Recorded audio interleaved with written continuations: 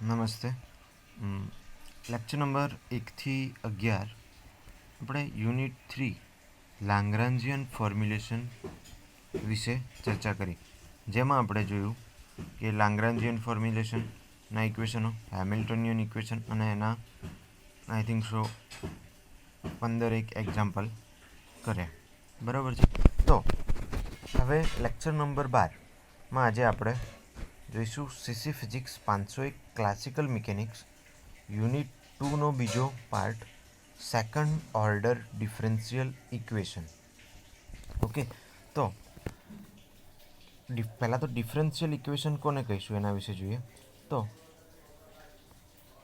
કોઈ ઇક્વેશન છે dx અપન dy plus 4x બરાબર 0.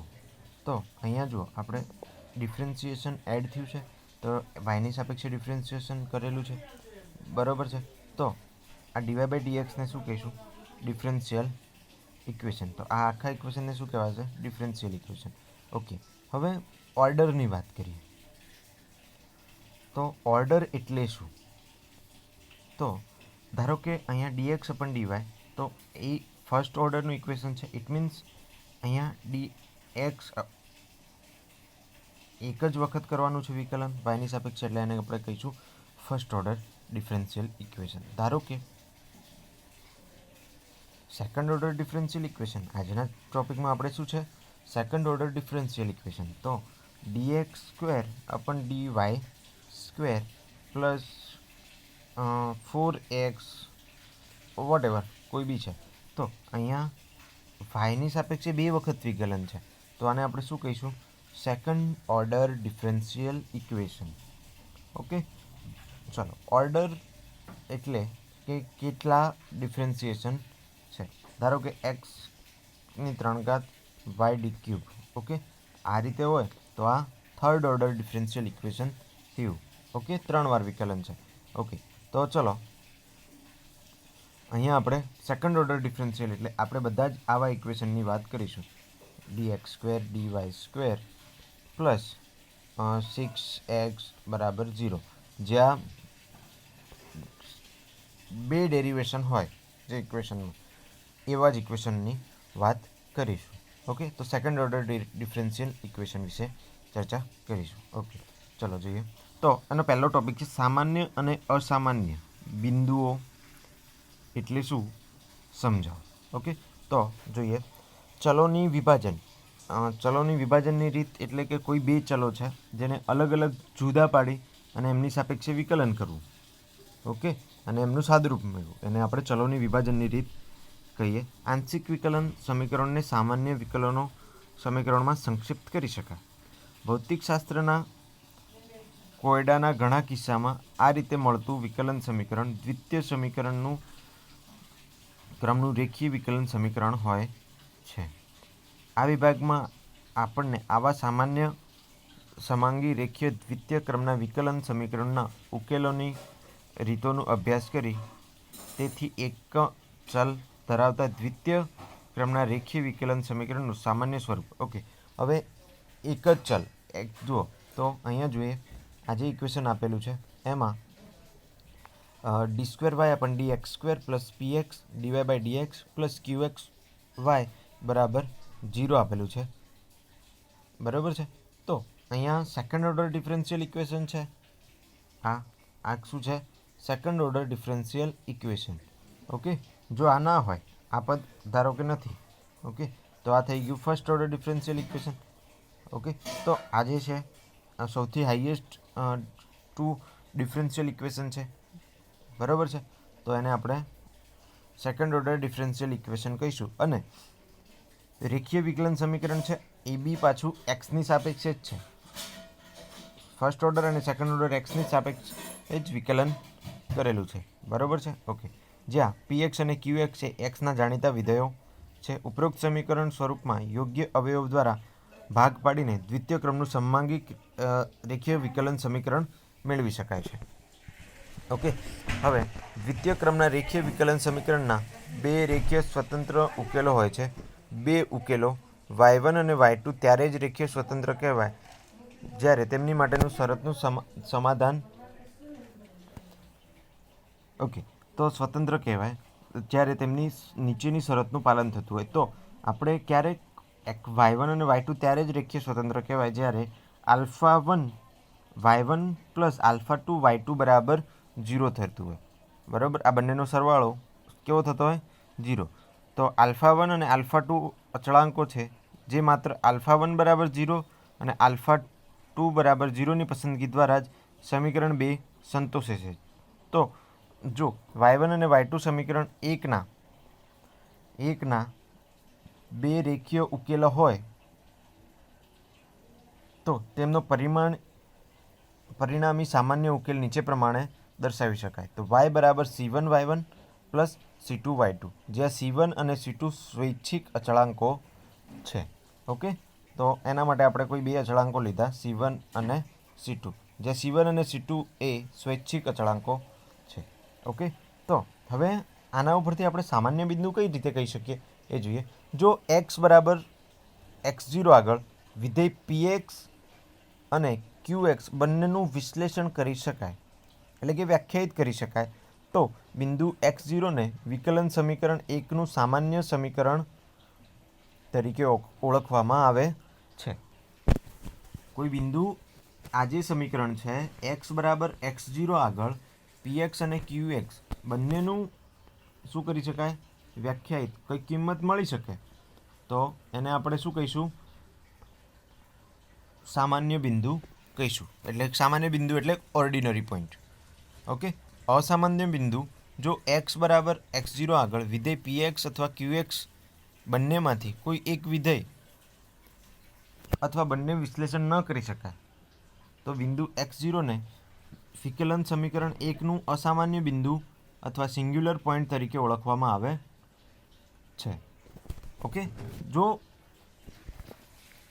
x બરાબર x0 આગળ px અને qx બંનેને વ્યાખ્યાયિત કરી શકાય તો બિંદુ x0ને વિકલન સમીકરણ 1નું આજે px d2y/dx² plus px dy/dx plus qx y બરાબર 0 ને જો અહીંયા આપણે x બરાબર x0 આગળ અને px અને qxને વ્યાખ્યાયિત કરી શકીએ તો અને તો જ x બરાબર x0 એ કેવું થશે? Ordinary point. આપણે આના એક્ઝામ્પલ જોઈશું એટલે ત્યારે આપણને વધારે ખ્યાલ આવશે. ઓકે, ચલો. અને જો x બરાબર x0 આગળ વિધેય px અને qx બંનેમાંથી એકનું અથવા બંનેનું વિશ્લેષણ એટલે કે વ્યાખ્યાયિત ના કરી શકાય તો બિંદુ x0ને વિકલન સમીકરણ 1ના અસામાન્ય બિંદુ તરીકે ઓળખવામાં આવે છે, સિંગ્યુલર પોઈન્ટ તરીકે ઓળખવામાં આવે છે. આ સામાન્ય બિંદુ છે, આ અસામાન્ય બિંદુ એટલે સિંગ્યુલર પોઈન્ટ, સામાન્ય બિંદુ એટલે ઓર્ડિનરી પોઈન્ટ. ઓકે, ચલો. એના પછી જ એમાં જ પાર્ટ છે કે અનિયમિત સામાન્ય બિંદુ અને નિયમિત સામાન્ય બિંદુ. આ બંને માટેની કન્ડિશન અલગ અલગ છે. તો સામાન્ય બિંદુ અસામાન્ય બિંદુ x0 માટે બંને લક્ષ limit x tends to x0 x - x0 px અને limit x tends to x0 x - x0² qxનું મૂલ્ય અથવા બંનેમાંથી કોઈ એક લિમિટનું મૂલ્ય અવ્યાખ્યાયિત હોય, એટલે કે ઇન્ફાઇનાઇટ વેલ્યુ મળતી હોય તો x0 વિકલન સમીકરણ 1ના અનિયમિત અસામાન્ય બિંદુ તરીકે ઓળખાય છે. ફરીથી જોઈએ, જો આપણને કન્ડિશન જોઈ લીધી અસામાન્ય બિંદુ છે તો એ એના પછી આપણે શોધવાનું રહેશે કે એ અનિયમિત અસામાન્ય બિંદુ છે કે નિયમિત સામાન્ય બિંદુ.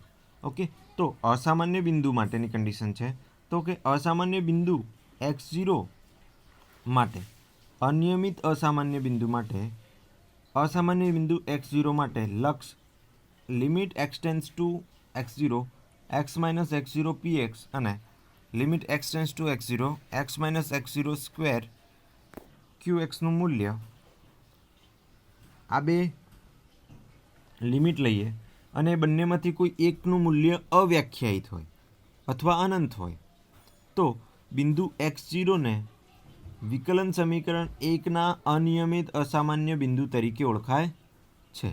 ઓકે, ઇરેગ્યુલર સિંગ્યુલર પોઈન્ટ તરીકે. ઓકે, હવે નિયમિત સામાન્ય બિંદુ, અસામાન્ય બિંદુ જોઈએ, રેગ્યુલર સિંગ્યુલર પોઈન્ટ. તો અસામાન્ય બિંદુ x0 માટે બંને લક્ષ limit x tend to x0 x minus x0 px અને limit x tend to x0 x minus x0 whole square qxનું મૂલ્ય પરિમિત હોય, એટલે કે કોઈ ચોક્કસ મૂલ્ય આપતું હોય, અનંત ના હોય, તો બિંદુ x0 વિકલન સમીકરણ 1ના અસામાન્ય બિંદુ તરીકે ઓળખાય છે. નિયમિત અસામાન્ય બિંદુ તરીકે ઓળખાય છે. નિયમિત અને અનિયમિત અસામાન્ય બિંદુ માટે એટલો જ તફાવત કે જે લક્ષ લઈએ limit x tends to x0 x minus x0 px અને limit x tends to x0 x minus x0 square qx, આ બંનેનું મૂલ્ય જો અનંત મળે કોઈ એકનું તો એ અનિયમિત અસામાન્ય બિંદુ, અને જો બંનેનું મૂલ્ય પરિમિત અનંત ના મળે તો રેગ્યુલર સિંગ્યુલર પોઈન્ટ કહેવાશે. ઓકે, ચલો એના પછી છે એક્ઝામ્પલ છે, બરાબર. નળાકાર યામ પદ્ધતિ માટેના સમીકરણને ધ્યાનમાં લઈ એના માટેનું આપણે નિયમિત અને અનિયમિત સામાન્ય બિંદુ છે, સિંગ્યુલર પોઈન્ટ છે કે ઓર્ડિનરી પોઈન્ટ છે, એના માટેનું જે આપણે શોધવાના છે. તો નળાકારીય યામ પદ્ધતિ માટેના સમીકરણ છે d square r upon d rho square plus rho d r upon d rho plus rho square q square rho square minus m square r બરાબર 0, જેને આપણે ઇક્વેશન નંબર 1 વડે દર્શાવેલ છે. આ રહ્યું ઇક્વેશન. ઓકે, ચલો હવે આ જે ઉપરોક્ત સમીકરણ છે તે આપણે આ જે ચલ છે રો સ્ક્વેર ક્યુ સ્ક્વેર બરાબર આપણે એક્સ મૂકતા અને વિધેય આર ને વાય વડે દર્શાવતા સમીકરણનું સ્વરૂપ નીચે પ્રમાણે, એટલે કે આર જે છે એને વાય વડે દર્શાવવાનું અને ક્યુ સ્ક્વેર રો સ્ક્વેર બરાબર એક્સ લેવાનું છે. ઓકે,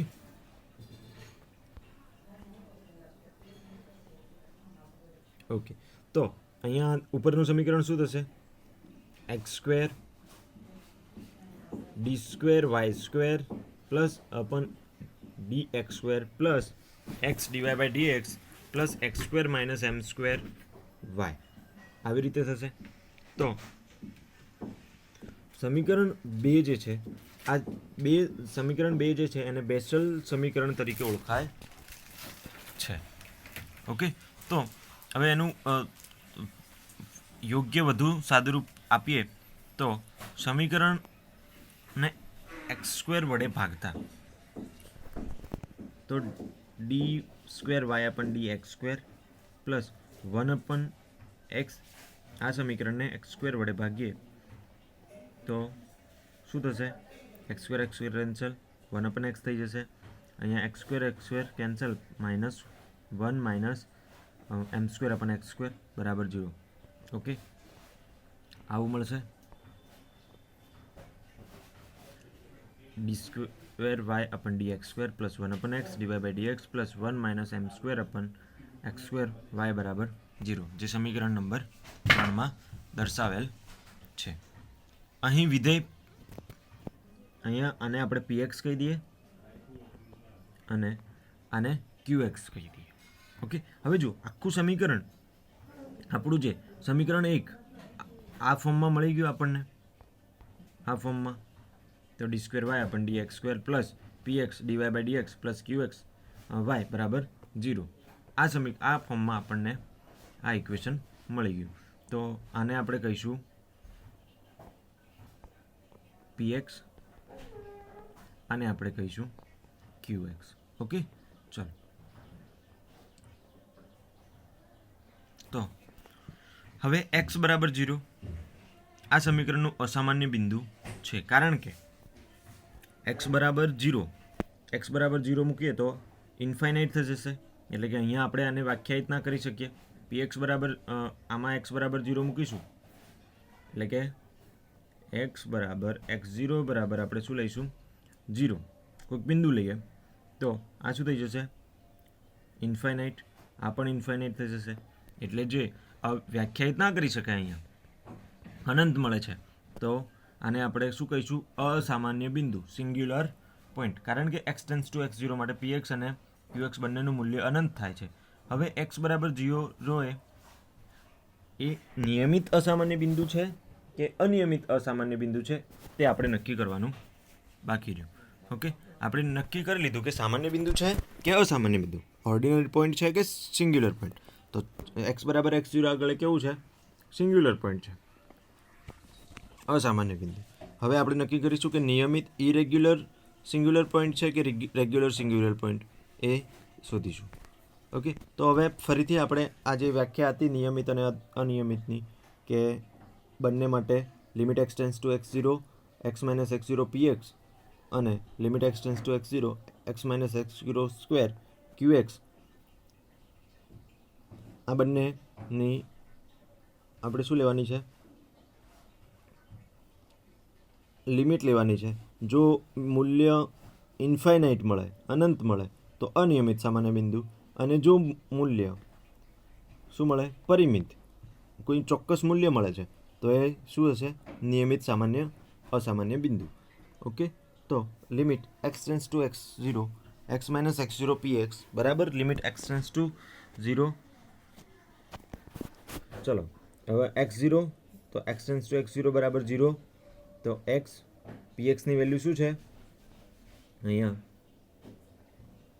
તો આપણે x0 બરાબર શું લીધું હતું? 0. તો અહીંયા 0 મૂકીશું તો x ઇન્ટુ x0 તો 0 થઈ ગયું, ઇન્ટુ pxની વેલ્યુ છે 1/x તો 1.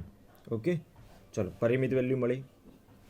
Okay, as it is limit x tends to x0 x - x0 square qx limit તો x tends to 0 x square common લઈ લઈએ.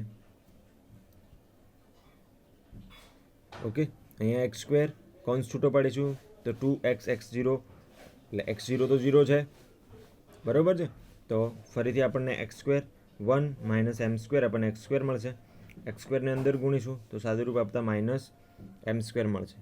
અહીં બંને લિમિટનું મૂલ્ય પરિમિત હોવાથી x - x0 એ બેસેલ સમીકરણનું અસામાન્ય બિંદુ, રેગ્યુલર નિયમિત અસામાન્ય બિંદુ છે. ઓકે,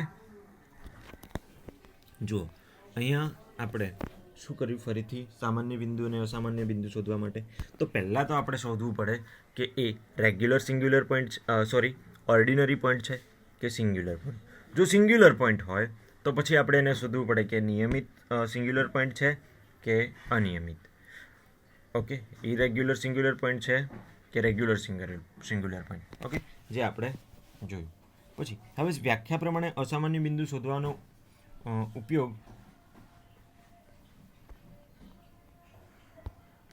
કરી શકાય જ્યારે આવું બિંદુ x0 પરિમિત હોય. કેટલાક દાખલામાં ઘણીવાર ઇન્ફાઇનાઇટ આગળ વિકલન સમીકરણ અસામાન્ય બિંદુનું સ્વરૂપ જાણવું જરૂરી થઈ પડે છે. આ નક્કી કરવા માટે આપણે પ્રથમ ρ = 1/x દ્વારા સમીકરણ ચલનું પરિવર્તન કરવું પડે અને ત્યારબાદ પરિણામી સમીકરણ બિંદુ ρ બરાબર 0 માટે અસામાન્ય બિંદુનું સ્વરૂપ શોધી શકાય છે. હવે આપણે x બરાબર 0 આગળ શોધ્યું વિકલન સમીકરણ. હવે બેસેલ ઇક્વેશન છે એનું વિકલન સમીકરણ બિંદુ ઇન્ફાઇનાઇટ આપણે અસામાન્ય બિંદુ નેક્સ્ટ લેક્ચરમાં શોધીશું. તો આજના લેક્ચરમાં આપણે ચર્ચા કરી કે 12મા લેક્ચરમાં કે સેકન્ડ ઓર્ડર ડિફરન્શિયલ ઇક્વેશન શું છે. પહેલાં તો ડિફરન્શિયલ ઇક્વેશન શોધ્યા, પછી એમાં જોયું કે સેકન્ડ ઓર્ડર ડિફરન્શિયલ ઇક્વેશન શું છે એ સમજ્યા, પછી સામાન્ય અસામાન્ય બિંદુ શું છે એના વિશે ચર્ચા કરી કે સામાન્ય બિંદુ આગળ જો x બરાબર x0 આગળ વિધેય px અને qx બંનેનું વિશ્લેષણ કરી શકાય તો બિંદુ x0 આગળ એ ઓર્ડિનરી પોઈન્ટ સામાન્ય બિંદુ થયું. જો x બરાબર x0 આગળ px અને qx બંનેમાંથી કોઈ એક વિધેયનું વિશ્લેષણ ન કરી શકાય તો અસામાન્ય બિંદુ થયું, એટલે કે સિંગ્યુલર પોઈન્ટ થયું. ઓકે, એના પછી સિંગ્યુલર પોઈન્ટના બે પ્રકાર, નિયમિત સિંગ્યુલર પોઈન્ટ અને અનિયમિત. જો નિયમિત હોય તો limit x tense two x0 x minus x0 px અને limit x tense two x0 x minus x0 square qx બંને પરિમિત હોય તો નિયમિત અસામાન્ય બિંદુ અને limit x tense two x0 x minus x0 px અને limit x tense two x0 x minus x0 square qx એ બંને મૂલ્ય ઇન્ફાઇનાઇટ મળતા હોય તો આને કહીશું અનિયમિત સામાન્ય બિંદુ. એના પછી આપણે નળાકારી યામ પદ્ધતિ માટેના બેસેલ ઇક્વેશનની ચર્ચા કરી. ઓકે, તો નેક્સ્ટ લેક્ચરમાં આપણે થોડા બીજા એક્ઝામ્પલ જોઈશું બેસેલ્સ આના લગતા કે સામાન્ય બિંદુ છે કે અસામાન્ય બિંદુ. Thank you.